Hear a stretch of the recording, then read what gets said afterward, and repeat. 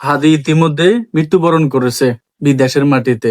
দেশ থেকে তাকে বিদেশে নিয়ে যাওয়া হয়েছে উন্নত চিকিৎসার জন্য, সেখানে যে তার মৃত্যু হয়েছে। এদিকে হাদির হত্যাকারীদের এখন পর্যন্ত ধরতে পারেনি, হত্যাকারীরা নাকি ভারতে পালিয়ে গেছে। এটা কেমন প্রশাসন? আমার কথা হলো, যে জায়গায় খুন হয়েছে, হাদিকে গুলি করা হয়েছে, সেই জায়গায় চতুর্পাশে এত পরিমাণে সিসি ক্যামেরা রয়েছে। ঢাকা শহরে এরকম একটা জায়গায় যেখানে অলি গলিতে সিসি ক্যামেরা রয়েছে, সিসি ফুটেজ দেখে তো বোঝা যাচ্ছে যে হত্যাকারীটা কে।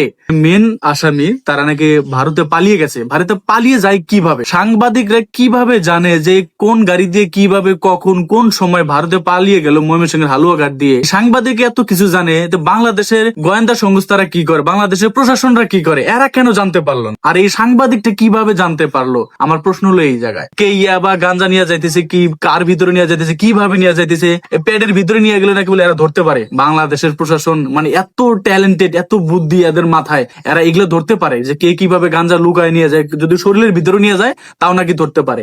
আর এরকম ওপেন জায়গায় দিনের বেলা হাদিরে গুলি করা হলো, একটা আসামিরে ধরতে এত সময় লাগে এবং সে পালাইছে। আসামিরা কিন্তু 2 দিনের পরে আমরা যেটা জানতে পারছি আর কি। তো প্রশাসন তাহলে কি করতেছে?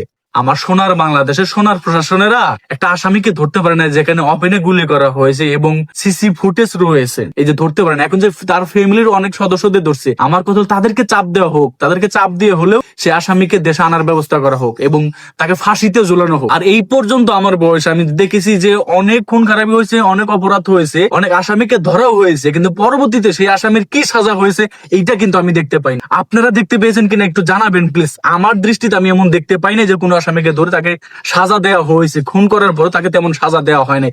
আমার কথা, খুনের বদলে খুন হোক, তাতে ফাঁসিতে ঝুলানো হোক। এই যে হাদি হত্যাকারীকে ধরে ফাঁসিতে ঝুলানো হোক, আর ফাঁসিতে ঝুলানো হোক এটা টিভিতে সম্প্রচার করা হোক, সরাসরি টিভিতে লাইভ সম্প্রচার করা হোক যে হাদি হত্যাকারীকে ফাঁসি দেওয়া হচ্ছে। আমার কথা হলো যে সমস্যা কি?